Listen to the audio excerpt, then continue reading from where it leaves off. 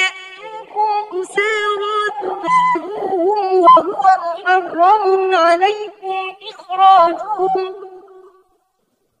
أفتؤمنون ببعض الكتاب وتكفرون ببعض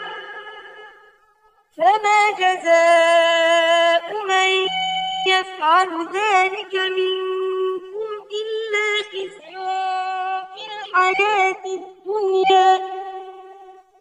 ويوم القيامة يردون إلى أشد العذاب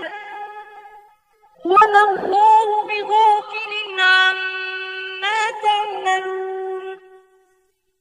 أولئك الذين اشتروا الحياة الدنيا بالآخرة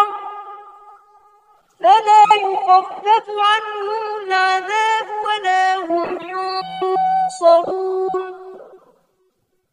ولقد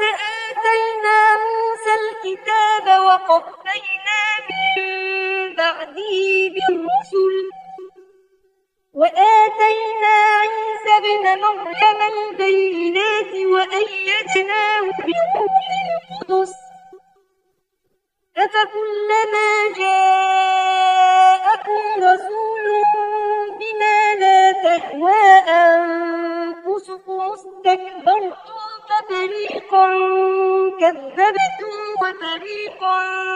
تقتلون وقالوا قلوبنا غلف بل لعنهم الله بكفرهم فقليلا